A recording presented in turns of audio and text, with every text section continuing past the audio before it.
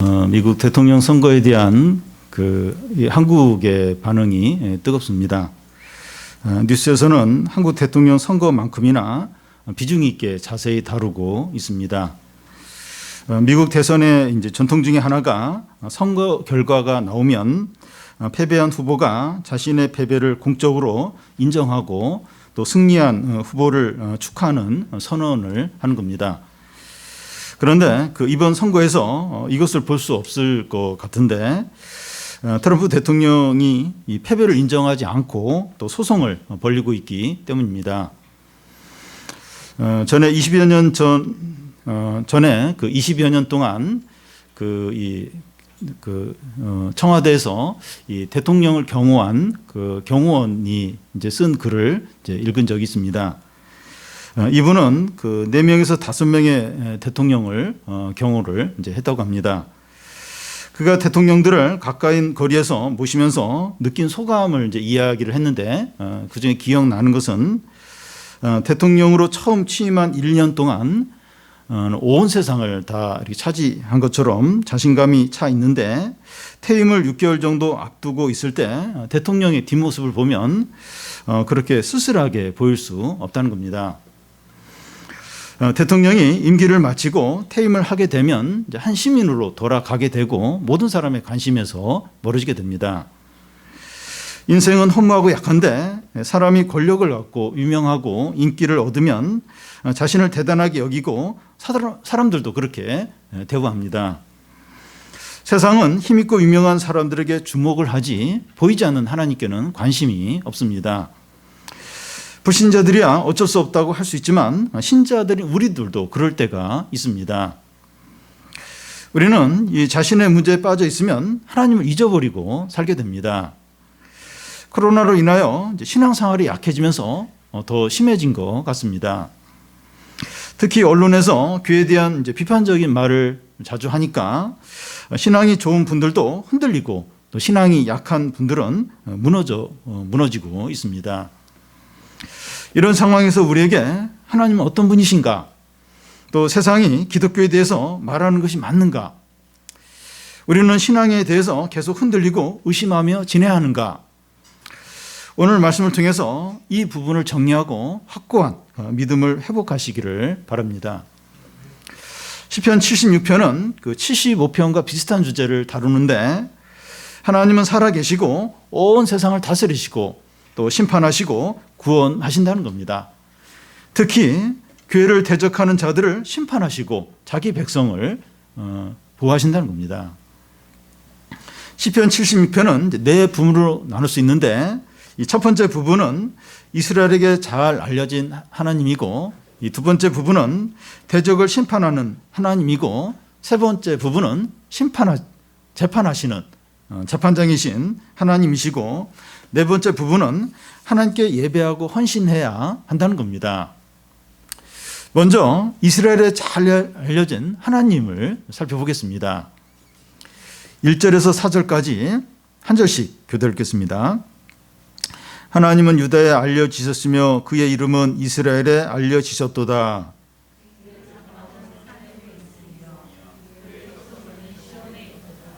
거기에서 그가 화살과 방패와 칼과 전쟁을 없이 하셨도다. 셀라.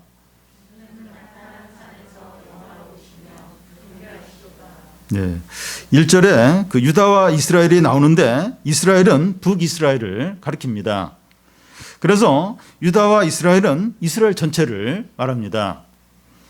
하나님은 유다에 알려지셨으며 그의 이름이 이스라엘에 알려지셨도다 하는데 뒤에 이제 알려지셨다 이제 하는 것은 크다, 명성이 드높다, 또 유명하게 되다 하는 의미입니다. 1절을 다시 읽어보면 하나님은 이스라엘 백성들에게 잘 알려져 있고 그의 이름이 너무나 유명하다는 겁니다. 하나님께서 이스라엘 백성에게 무엇으로 알려졌다는 겁니까? 대적들로부터 이스라엘을 구원하시는 일들을 통해서입니다.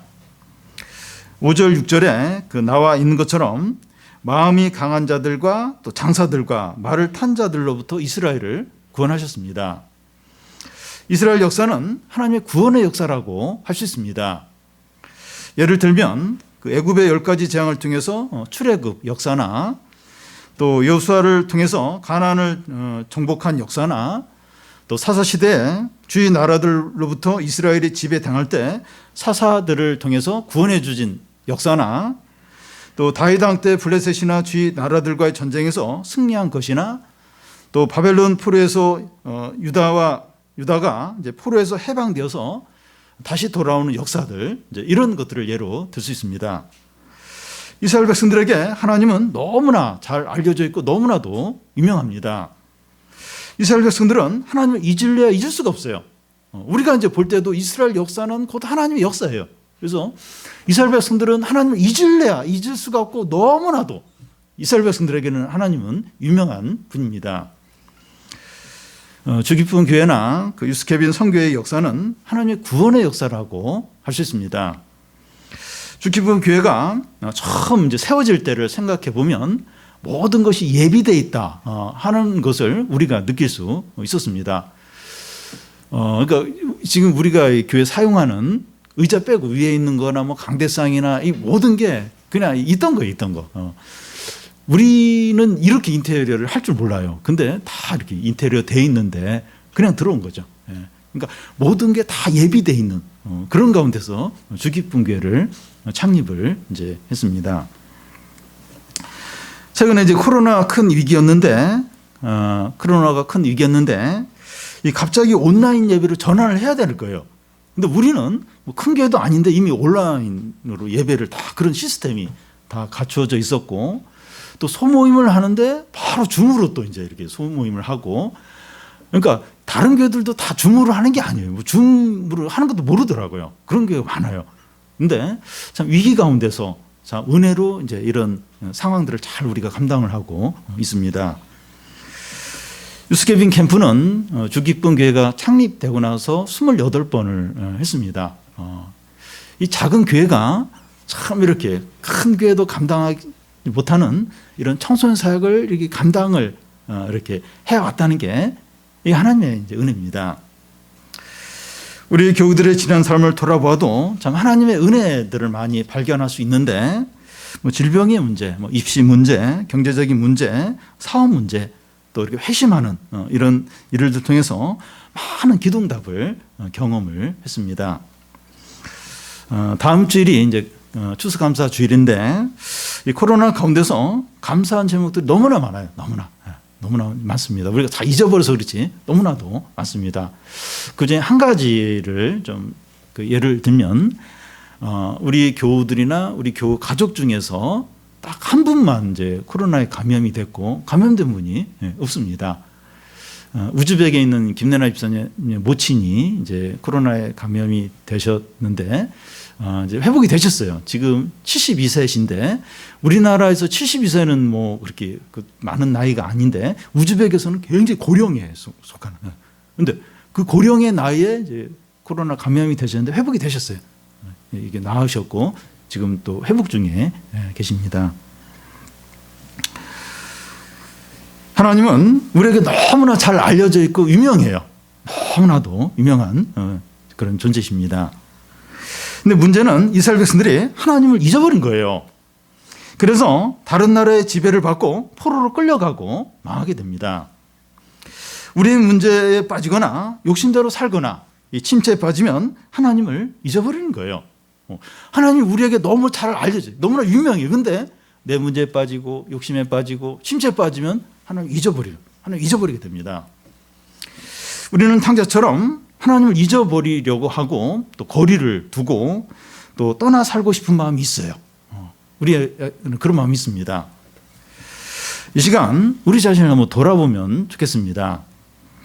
우리가 지금 이 자리에 앉아있기까지 하나님의 은혜와 사랑과 이 구원이 없이 가능할 수 있었을까요? 그런데 우리는 하나님을 자꾸 잊어버리려고 하고 거리를 두려고 하고 마음대로 살려고 해요. 살려고 합니다. 하나님은 우리의 존재의 근원이신데 우리가 하나님을 잊고 멀어지면 우리는 망하는 겁니다. 망하는 거예요. 우리가 하나님을 잊고 사는 것이 얼마나 큰 죄악이고 위험한 건가 하는 것을 기억해야 합니다. 이스라엘 백성이 하나님을 잊는 것이 더 큰 죄가 되는 이유는 하나님께서 그들 가운데 계셨기 때문입니다. 2절인데 그의 장막이 살렘에 있으며 그의 처소가 시온에 있도다. 살렘은 예루살렘의 이제 줄임말이고 또 시온은 하나님이 거하는 장소를 말합니다. 하나님의 장막이 예루살렘에 있다는 것은 하나님의 처소가 이스라엘 백성들 가운데 있다는 겁니다. 이스라엘 백성들은 광야 생활하는 동안에 성막을 보면서 또 가나안에 들어와서는 성전을 보면서 하나님이 우리 가운데 함께 하는구나 하는 것을 느꼈습니다. 그런데 실제로 하나님께서 성막이나 성전에 사시는 것이 아니고 상징이죠. 우리가 역대하에서 보는 것처럼 솔로몬이 이제 성전을 짓고 나서 하늘도 감당하지 못하는 하나님이 어떻게 이 성전에 사실 수 있느냐 이제 이런 고백을 하는데 상징입니다. 근데 그럼에도 불구하고 하나님이 이스라엘 백성과 함께 하십니다. 이것은 엄청난 일이고 놀라운 일이고 경이로운 일입니다. 오늘날 우리의 각자의 몸은 성전이고 우리의 모임도 성도들의 모임도 성전입니다. 성전인 성도들의 모임에 성령으로 하나님이 함께 하십니다. 하나님은 두세 사람이 내 이름으로 모이는 곳에 내가 그들과 함께 하겠다고 하셨습니다. 우리는 예배로 모일 때마다 성령으로 함께 하시는 하나님을 의식하면서 예배해야 합니다. 지금도 하나님께서 성령으로 우리와 함께 하시는데 그걸 잊으면 안 되죠. 그걸 항상 기억하면서 살아야 합니다. 그러면 하나님께서 그의 백성과 함께 거하시면서 무슨 일을 하세요? 함께 거하세요. 함께 거하시면서 무슨 일을 하십니까? 3절 4절인데 우리 같이 한번 읽겠습니다. 거기에서 그가 화살과 방패와 칼과 전쟁을 없이 하셨도다 셀라. 주는 약탈한 산에서 영화로우시며 존귀하시도다. 3절 앞에 거기에서 하는 것은 장소와 시간을 다 의미하는데 이 가까운 곳과 현재를 말합니다. 또 4절에 약탈한 산이란 약탈하고 포악한 나라를 가리킵니다. 3, 4절을 전체를 다시 이렇게 말해보면 주의 장막이 있는 가까운 곳에서부터 현재 하나님께서 약탈하는 포악한 나라와 전쟁하셔서 그들의 불화살과 방패와 칼을 다 부수고 완전히 승리하심으로 하나님께서 영광과 존귀를 받으신다는 겁니다. 쉽게 말해서 하나님께서 교회와 그의 백성을 대적하는 사단과 악한 세력을 철저하게 멸하신다는 거예요. 이런 일이 주의 성전에서부터 지금 이루어지고 있다는 겁니다. 성도를 대적하는 사단과 악한 세력에 대한 전쟁이 교회에서 시작이 되고 하나님께 전적으로 달려있다는 겁니다. 현재 교회를 중심으로 영적인 전쟁이 이루어지고 있다는 거예요. 하나님이 교회를 중심으로 이 사단과 악한 세력을 진멸하고 계시다는 겁니다. 그래서 교회가 중요해요. 교회가 중요합니다. 이런 싸움이 국회나 또 어떤 교수들의 모임이나 또 어떤 이렇게 아주 이렇게 석학들이 모인 그런 곳에서 시작이 되는 것이 아니라 교회에서 이제 이 일이 시작이 되니까 교회가 너무 중요하고 예배와 말씀 선포와 기도가 중요하고 무엇보다도 우리가 하나님을 의식하고 경외하는 것이 더욱 중요해요. 더욱 중요합니다. 우리가 이런 하나님을 의식해야 돼요. 이 하나님을 경외해야 됩니다. 잊어버리면 안 돼. 잊어버리면. 그리고 교회가 얼마나 중요한가. 이 교회를 중심으로 교회 가운데 성령으로 하나님이 함께 하시면서 이 엄청난 영적 전쟁, 이 악한 세력들을 진멸을 이제 하시는 겁니다. 교회가 너무 중요하기 때문에 교회를 대적하는 사단과 이 악한 세력을 이제 하나님께서 철저하게 심판하십니다. 그 말씀이 이제 5절, 6절인데 한 절씩 교대로 읽겠습니다. 마음이 강한 자도 가진 것을 빼앗기고 잠에 빠질 것이며 장사들도 모두 그들에게 도움을 줄 손을 만날 수 없도다.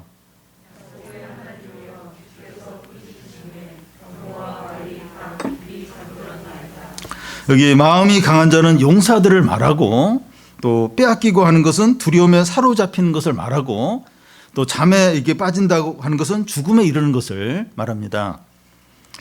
5절 상반절을 이제 다시 읽으면 용사들이 두려움에 사로잡혀 죽음에 이르게 된다는 겁니다. 전쟁터에서 용사는 두려움을 몰라요. 그리고 죽음과 거리가 먼 자들입니다. 그런데 그런 용사가 두려움에 사로잡혀 바로 죽는다는 겁니다. 또 5절 하반절에 장사들도 모두 그들에게 도움 줄 손을 만날 수 없다고 하는데 무슨 말인가 하면 장사들이 힘이 없어서 손가락 하나 까딱하지 못한다는 겁니다. 또 6절 중간에 병사와 말은 말탄 기병을 가리키는데 이 전쟁터에서 기병대는 전쟁의 승패를 좌우할 정도로 강력합니다. 이 기병은 두려움을 몰라요. 여러분 이제 옛날 고대 전쟁을 할 때 이 말을 타고 전쟁을 하는 기병대하고 일반 보병하고는 이게 게임이 안 돼. 말 타고 그냥 이렇게 돌진해 버리면 그냥 다 그냥 쓰러져 버리는 겁니다. 이 기병대는 두려움을 몰라요. 그런데 기병이 깊이 잠들었다고 하는 것은 두려움에 기절하여 죽은 자와 같이 된다는 겁니다. 전쟁터에서 두려움도 모르고 가장 용맹하게 싸워야 될 용사나 장사나 기병이 죽은 자처럼 되는 이유가 무엇입니까? 6절 앞에 있는 주께서 꾸짖으셨기 때문입니다. 하나님께서 한번 호령을 하시니까 모든 용사들이 두려움에 사로잡혀서 죽은 자처럼 되어버리는 겁니다. 용사나 장사나 기병대는 전쟁에서 최강이에요. 최강. 그런데 이런 최강의 그 악한 세력들이 막 이렇게 설치는데 하나님이 호령을 하시니까 그 용사들이 한순간에 죽은 자처럼 그냥 잠들어 이제 버린다는 겁니다.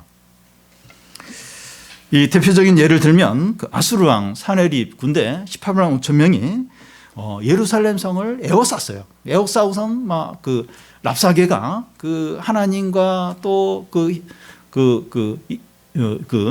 히스기야 왕과 또 그 유다 백성들을 그렇게 모욕을 하죠. 그러면서 막 그렇게 에워쌌는데 밤에 여호와의 사자가 그 아수르 군대 가운데 방문합니다. 아침에 일어나 보니까 다 시체로 이제 바뀐 거죠. 그 용사들, 장사들, 그 기병대가 그냥 한순간에 그냥 죽음에 이제 빠진 거죠. 이런 예들은 얼마든지 있는데 그 이스라엘 백성들이 이제 홍해를 건널 때 애국 군대가 추격을 하는 거예요. 근데 홍해가 갑자기 합쳐지면서 전멸을 했고 여호수아의 군대가 가나안 왕 31명을 죽이고 가나안을 정복했고 또 다윗이 주위 여러 나라들을 다 이겨서 이스라엘에 큰 도움을 이끌었고 바벨론이 망하면서 유다 백성들이 포로에서 해방되어 예루살렘으로 귀환을 했고 기독교를 박해하던 로마도 망하고 교회를 박해하던 이 공산주의의 대표적인 나라인 소련도 무너졌습니다. 이런 예들은 하나님께서 교회와 그의 백성들을 보호하기 위해서 대적들을 심판하신 거죠. 그러니까 역사를 쭉 보면 이 교회와 하나님의 백성들을 핍박하던 그런 나라들은 다 무너졌어요. 다 망했습니다. 그러면 왜 세상 나라들이 교회와 하나님의 백성들을 핍박합니까? 왜 그렇게 박해를 합니까? 사도행전에 나오는 초대교회 당시를 생각을 해보면 그 당시 로마가 세계를 다스리는 기원후 그 1세기 때가 이제 그 사도행전 초대교회 시대입니다. 그때 로마가 최고의 전성기를 누릴 때인데 팍스 노마나라고 해서 로마로 인한 세계 평화를 누리는 그런 때였습니다. 그 당시 로마는 관용과 법으로 정복한 국가들을 이제 다스렸는데 세계 역사상 최고 수준의 체제를 갖추고 있었습니다. 참 그 당시 보면 참 이렇게 그러니까 보통 다른 나라들은 이제 정복을 하면 뭐 귀족들 왕들 싹 하고 막 다 그냥 집 불태워버리고 그러면서 이제 막 싹 다른 거 빼앗아가 보통 이제 그렇게 했는데 로마는 안 그런 거예요. 그 나라의 체제를 다 인정하면서 이렇게 세금을 이렇게 좀 받고 그러면서 이제 그 자기가 다스리는 온 그 세계의 어떤 평화를 그래서 막 무역도 잘하게 하고 어떤 그런 체제를 이제 갖고 있었습니다. 그 당시 로마에는 그 30만 개의 신이 이제 있었는데 신에 대한 로마인들의 생각은 유일신이나 절대적인 신이 아니었습니다.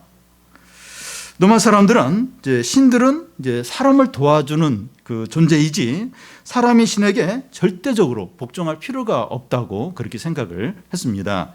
그래서 꼭 한 신만 섬겨야 하는 것이 아니라 필요에 따라서 2개, 3개의 신들도 이렇게 섬겼습니다. 그런데 이제 기독교인들은 유일신 사상을 가지고 있으니까 오직 하나님은 한 분뿐이고 다른 신들은 다 가짜고 우상이라고 그렇게 믿었습니다. 이것이 어떨 때 이제 문제가 되었는가 하면 로마 황제가 이제 나라의 기근이 닥쳤거나 이제 전쟁을 앞두고 있을 때 로마 신들 중에 최고의 신 제우스에게 이제 제사를 이제 드리자고 할 때 로마에 사는 모든 사람들은 다 이 제사에 참여를 했지만 기독교인들은 참여를 안 하는 거예요. 이 우상숭배달에서 기독교인만 그런 어떤 그 이방신에 대한 제사를 거부를 한 것입니다. 로마 황제 입장에서 볼 때 국가가 첫 번째이고 또 온 시민이 연합을 해야 되는데 기독교인들이 연합을 깬다고 그렇게 이제 여기게 되는 겁니다. 로마 황제나 관리들 중에서 기독교는 로마 사회에 해가 되는 그런 종교다. 그렇게 이제 생각을 이제 하게 되는 겁니다. 그러면서 313년 기독교가 공인이 되기 전까지 로마 황제를 중심으로 해서 10번에 걸쳐서 대대적으로 기독교를 핍박을 하게 됩니다. 금년 코로나가 닥치면서 그 한국 교회가 세상 사람들로부터 어느 때보다도 많은 비난을 받고 있습니다. 그 이유를 이제 2가지로 생각을 해보면 하나는 교회에서 자주 감염이 일어났기 때문이고 다른 하나는 정광훈 목사와 사랑의 제일교회 때문입니다. 먼저 이제 성당이나 절보다 교회에서 감염이 자주 일어났는가 한 이유를 생각을 해보면 교회가 성당이나 절보다 숫자가 많아요. 또 교회는 또 소모임하고 찬양하고 식사를 같이 하는 교회 생활의 특징 때문이라고 볼 수 있습니다. 근데 좀 더 본질적인 원인을 생각해 보면 기독교는 그 유일신과 절대적인 진리를 믿는데 카톨릭이나 이제 불교는 인간적이고 상식적인 종교라고 할 수 있습니다. 카톨릭은 성경 말씀에 다른 것을 섞여서 혼합된 그런 종교에 가깝습니다. 그러니까 세상에서 인정하지 않는, 그러니까 하나님을 인정하지 않는 이 세상의 가치관과 잘 통하는 겁니다. 뭐 동성애 문제나 여러 이런 부분에 대해서 굉장히 이렇게 허용하고 인정하는 그런 어떤 분위기입니다. 카톨릭이나 불교는 상식적인 종교니까 이 코로나 감염 때문에 모이지 말라고 하니까 어떤 면에서 이제 모이지 않는 것이 쉬운 겁니다. 근데 기독교는 신앙생활이 모든 것이고 이 첫 번째이기 때문에 예배와 소모임을 하지 않는 걸 상상할 수 없어요. 그러니까 뭐 목숨을 걸고라도 예배를 이제 드려야 된다고 그렇게 이제 기독교는 그렇게 이제 믿습니다. 물론 예배와 소모임을 강행하다가 감염을 일으키는 게 정당하다. 또 그렇게 해서라도 예배를 드려야 된다. 그런 것은 아니죠. 그런 것은 아니지만 예배에 대한 입장이 카톨릭이나 불교와 다르다는 겁니다. 다른 거예요. 이게 다른 거예요.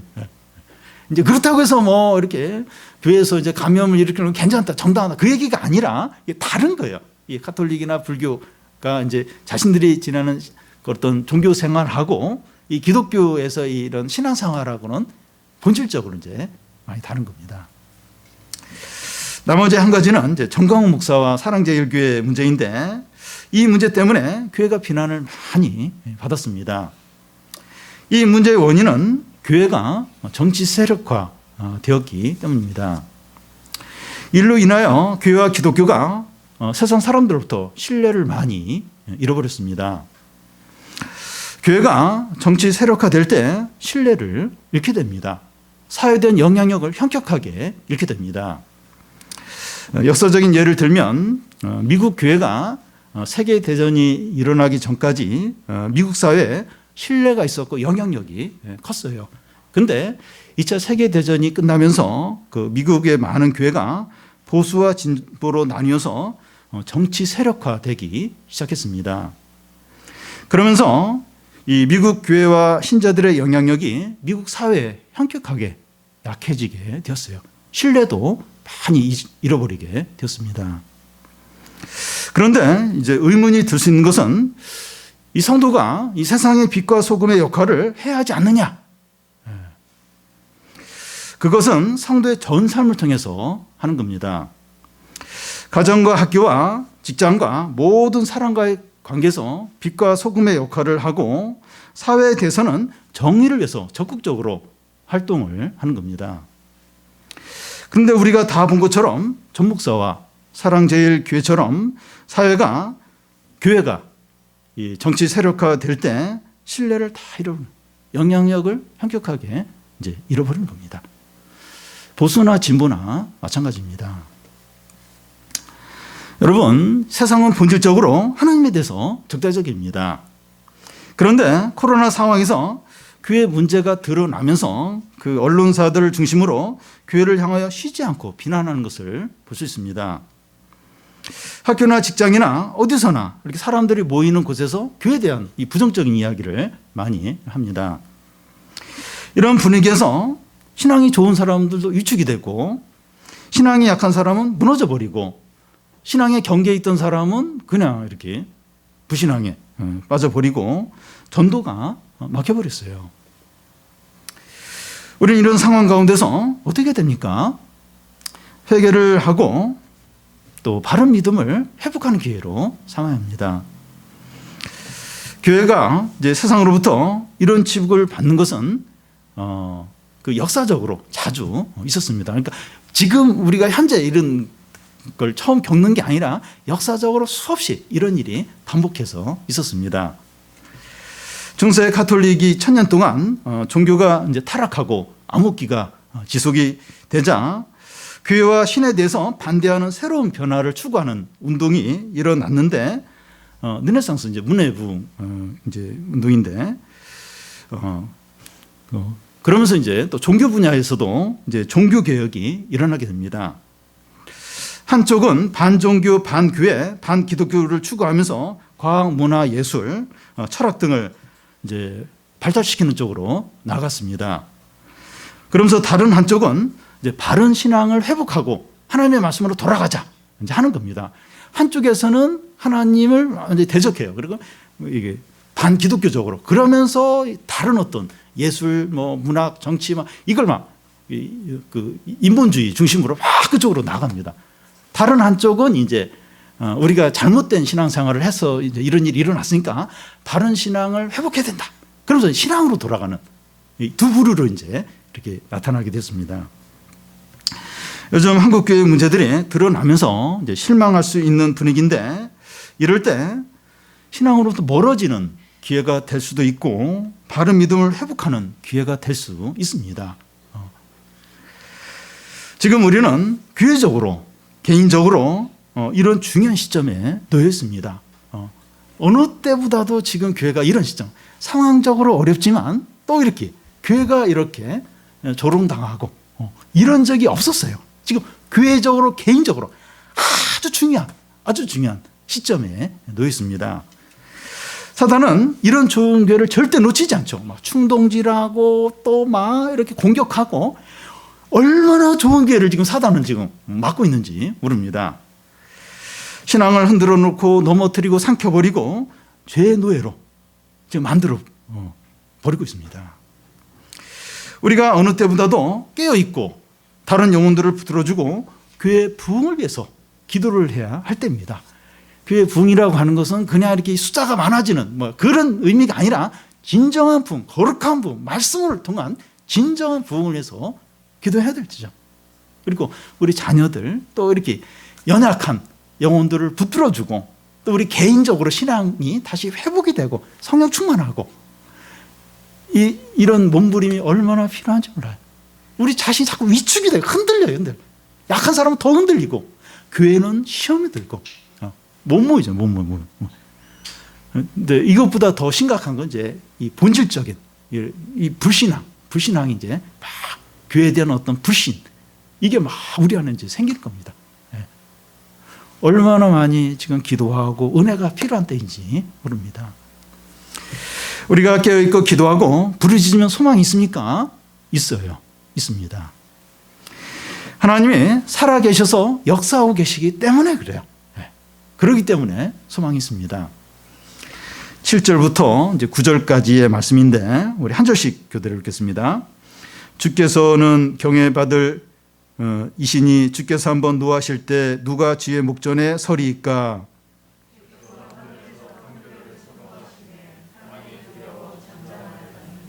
곧 하나님이 땅의 모든 온유한 자를 구원하시려고 심판하러 일어나신 때로다. 셀라. 7절에 주께서 한번 노하실 때 하는데 하나님께서 여러 가지로 이제 진노를 이제 하십니다. 지진이나 태풍이나 해일이나 기근이나 전염병 이런 것으로 진노하십니다.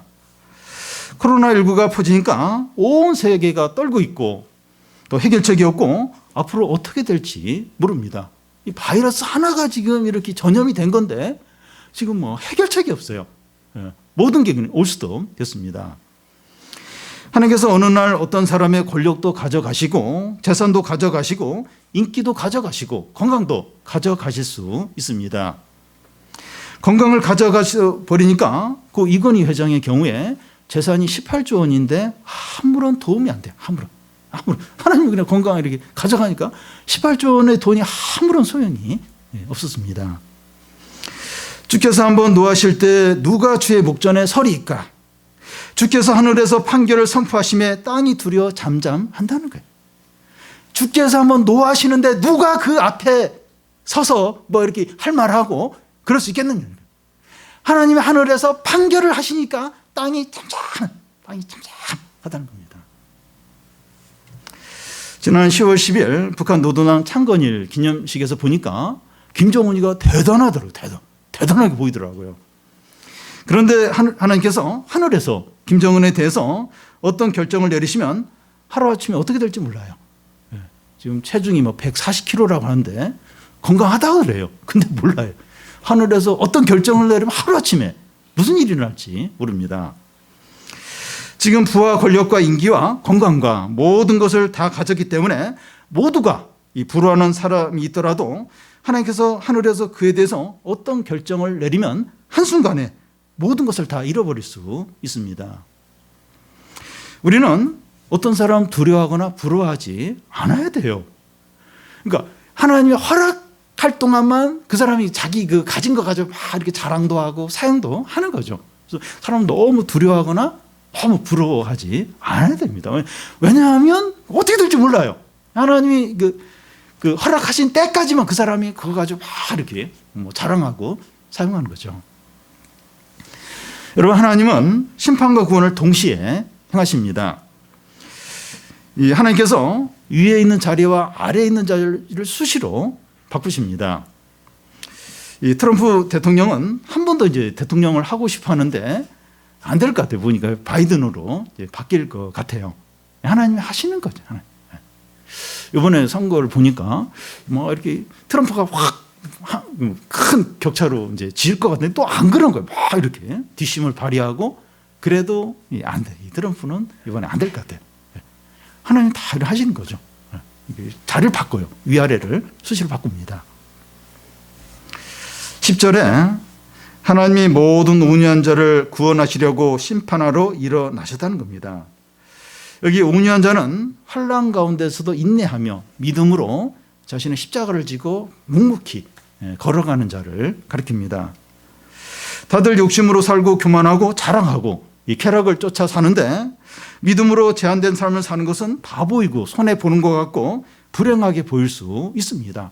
다 지금 뭐 부동산, 주식, 뭐든지 막 해서 막 이렇게 돈을 벌려고 막 다 하는데 뭐 이렇게 기도하고 또 그런 거 안 하고 뭐 이러면 바보죠, 바보. 그리고 손해 보는 거 같아요. 이렇게 막 믿음으로 온유한 자. 지금 온유하면 안 돼요. 지금은 막 영끌하고 막 뭘 해 끌어모아가지고 뭘 해야 이제 그래도 뭐 하나 남기지.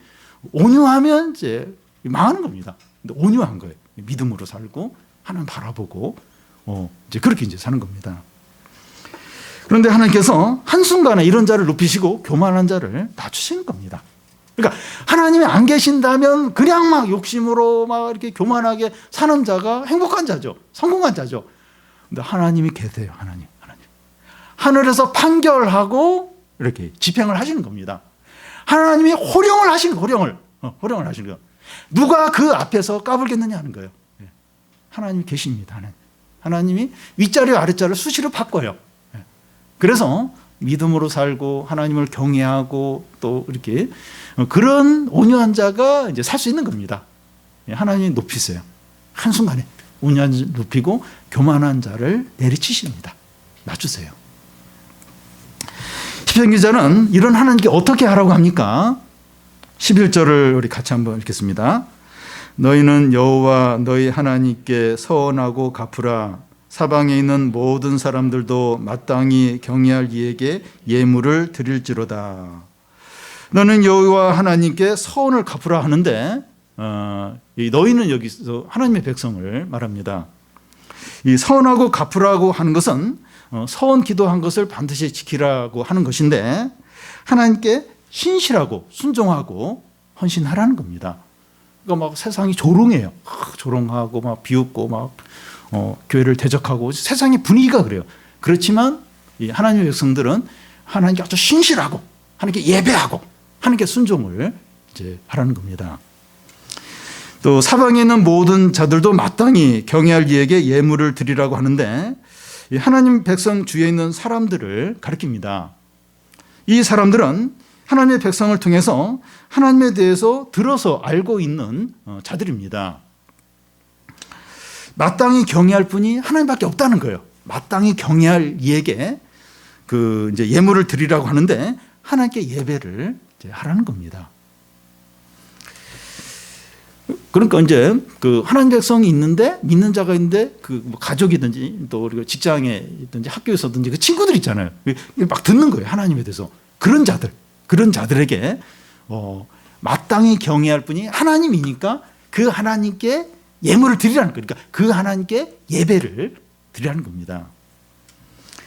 하나님의 백성이나 하나님에 대해서 조금이라도 아는 자들은 하나님을 예배하고 경외하라는 겁니다. 하나님에 대해서 모르면 어쩔 수 없지만 하나님에 대해서 조금이라도 들어서 알고 있는 사람은 하나님을 전심으로 예배하고 순종해서 살라는 겁니다. 근데 막 그렇게 막 사람들이 교만해요. 그래서 막 그 교회나 믿는 자들에 대해서 항상 이렇게 뭐 공격하고 뭔가를 찾았는데 이번에 뭐 코로나로 인해서 막 딱 잡았죠. 물론 뭐 교회가 잘못한 게 있어요. 한국 교회가 잘못한 게 있는데 그걸 막 씹고 또 막 공격하고 짓밟고 막 그래요. 근데 막 하나님 백성들이 자꾸 위축이 돼요. 막 혼동되고 막 이렇게 교회 가는 것도 막 주저가 되고 근데 그 하나님께 서원한 것을 드리라는 거예요. 하나님을 전심으로 사랑하고 경외하고 하나님께 순종을 하라는 거예요.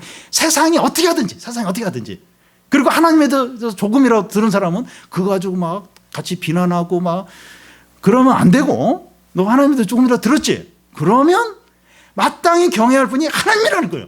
너도 예물을 드리라는 겁니다. 하나님께 예배를 드리라는 겁니다. 그 하나님 아는 거 가지고 까불고 또 막 그거 가지고 막 욕하는데 동참하고 그러면 뼈도 못 쓰리라는 거예요. 너도 하나님에 대해서 들었지? 마땅히 경외할 분 하나님이라는 거. 그 하나님께 예배를 드리라는 겁니다. 왜냐하면 세상이 어떠하든 사람이 어떻게 하든지 하나님 온 세상을 다스리십니다. 하나님이 호령하는데 누가 그 앞에서 뭐 이렇게 반발하고 뭐 그 앞에서 누가 감당을 하겠느냐 하는 거예요. 하늘에서 판결을 하시는데 땅이 잠잠하다는 거예요. 얼마나 세상의 사람들이 교만한지 몰라요. 바이러스 하나 가지고도 쩔쩔해. 대책이 없대요. 온 세계의 그 과학자들이 의료진이 붙어서 지금 백신을 만들려고 하는데 언제 나올지 몰라요. 이게 이제 그 의료와 과학과 사람들이 자랑하는 한계입니다. 이 수준이 그거예요. 그런데 바이러스가 한두 종류입니까? 그리고 이 땅을 이렇게 심판하고 재난을 일으킬 게 한두 가지예요. 한두 가지. 그 하나님 앞에서 그렇게 까불고 교만하고 대적하고 이 교회 또 믿는 사람들을 하나 잡았다는 게 그렇게 막 그렇게 공격하고 조롱하고 물론 우리 교인들이 잘못한 거 회개해야 돼요. 잘못한 거 많아요. 한국교회 회개해야 됩니다. 신앙을 돌이켜야 돼요. 그런데 이렇게 지나치게 교회와 믿는 자들과 하나님을 대적하고 조롱하고 거기에 대해서 하나님이 가면 안 된다는 거예요. 그 교만한 자들에 대해서 그 장사들, 용사들, 그 기병대들 그냥 한순간에 잠에 빠지게, 죽음에 빠지게 하시겠다는 겁니다. 그리고 믿는 자들, 너희들은 선한 것을 드리라는 거예요. 예. 하나님께 신실하고 하나님께 전심으로 예배하고 하나님께 순종을 하라는 겁니다. 세상이 뭐라고 하든지. 그리고 하나님에 대해서 조금이라도 들은 너희들도 예물을 하나님께 드리라는 거예요. 전심으로 예배를 드리는. 그렇지 않으면 거기에 대해서 책임을 져야 한다는 겁니다. 마땅히 경외해야 될 분이 하나님 외에 누가 있겠느냐 하는 겁니다. 여러분, 우리는 하나님을 잘 알고 있어요.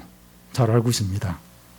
말씀을 통해서, 우리의 경험을 통해서, 경험을 통해서 우리가 자꾸 잊어버렸었지. 우리 가정의 개인적인 경험, 하나님을 경험한 게 너무나도 많고, 또 다른 성도들을 통해서, 다른 성도들의 삶을 통해서 우리 하나님을 많이 알고 있고, 교회를 통해서도 하나님 많이 역사하신 것을 알고 있고, 세상에서 일어나는 일들을 통해서 하나님을 또 알고 있어요.